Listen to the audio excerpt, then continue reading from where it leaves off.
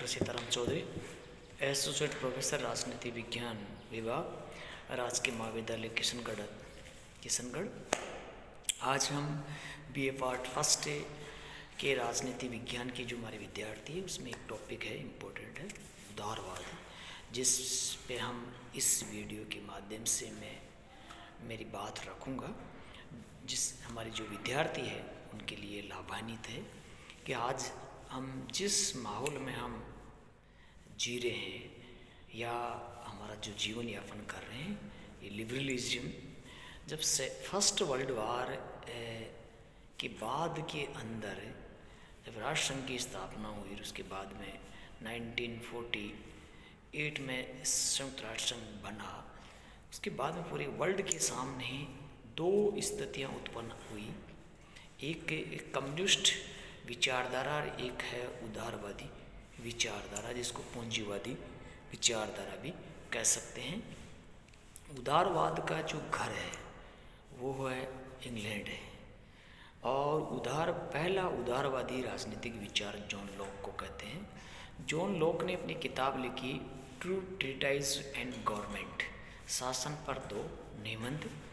उसने कहा कि इंसान जब जन्म लेता है तो वो तीन अधिकार साथ लेकर जन्म लेता है। एक है संपत्ति का अधिकार, जीवन का अधिकार और स्वतंत्रता का अधिकार।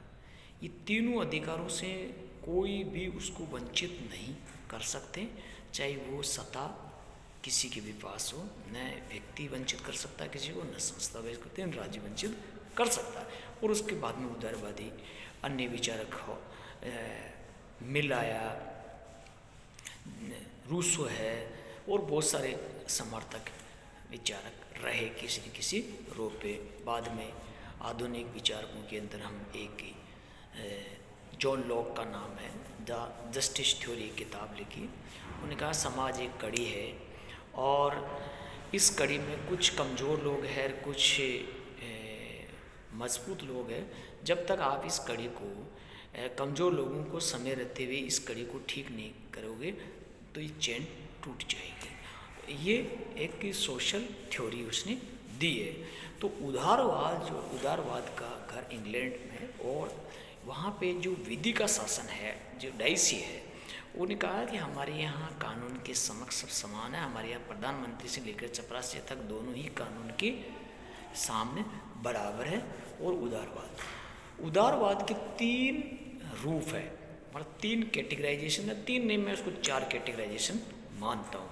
जो फर्स्ट उदारवादी है, उन उदारवादियों का ये कहना है कि राज्य का काम सिर्फ नकारात्मक, जो उदारवादी जिसको कहते हैं हम नेगेटिव लिबरलिज्म, नकारात्मक उदारवादियों का कहना है कि राज्य का काम सिर्फ सुरक्षा प्रदान है और व्यक्ति के आंतरिक मामले में राज्य को हस्तक्षेप नहीं करना चाहिए। दूसरा, वेलफेयर का काम भी राज्य का नहीं है।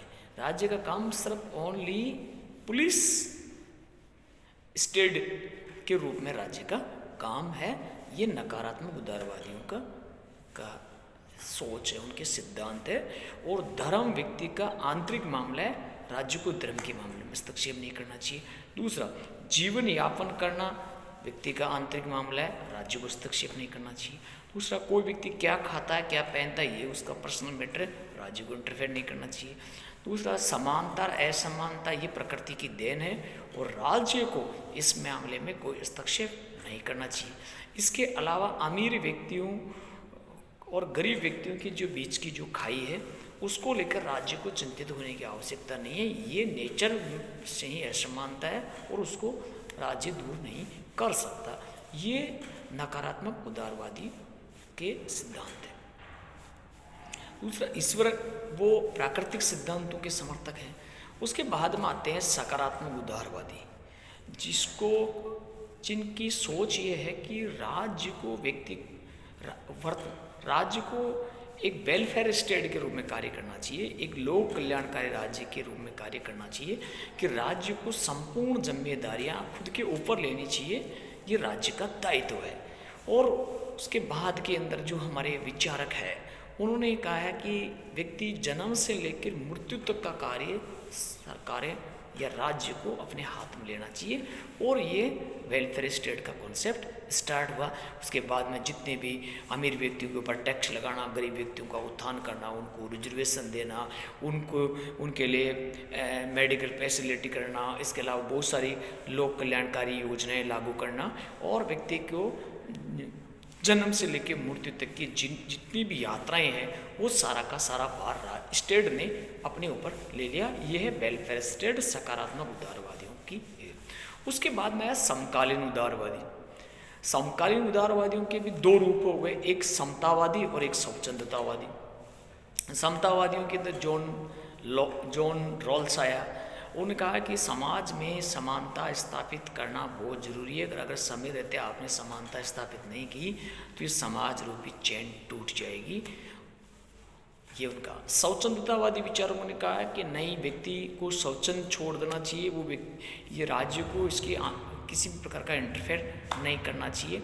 लेकिन ये धीरे धीरे ये कुछ जो उनके आलोचक रहे, उन आलोचकों ने उनका विरोध किया कि नहीं, सबको हम प्रकृति के द्वारा जो दी हुई असमानता है उसको समान नहीं किया जा सकता। व्यक्ति जन्म से ही असमानता लेकर पैदा होता है, तो राज्य समानता कैसे स्थापित कर सकता। स्वच्छंदतावादी विचारों का कहा कि अगर इंसान को खुला छोड़ देंगे तो वह माइट इज राइट की स्थिति उत्पन्न हो जाएगी, और दूसरी अमीरी बड़ी मछली छोटी मछलियों को खाएगी।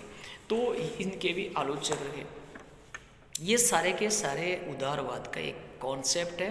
और वर्तमान के संदर्भ में अगर हम उदारवाद की स्थिति देखे जाए तो आज जिस तरीके का प्राइवेटलाइजेशन, ग्लोबलाइजेशन और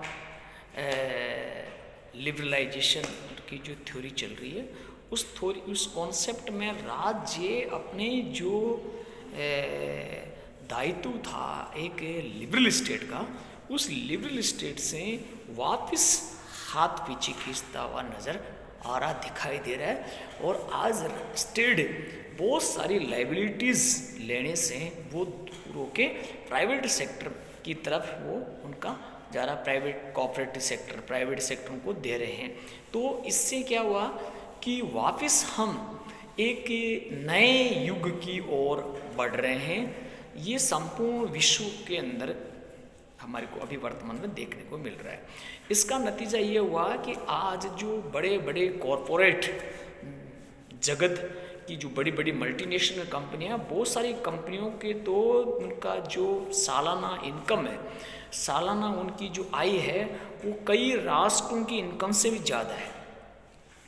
तो अगर उन पे स्टेट किस तरीके से कंट्रोल करे, कैसे उन पर रोक लगाए, ये बड़ी चुनौती है।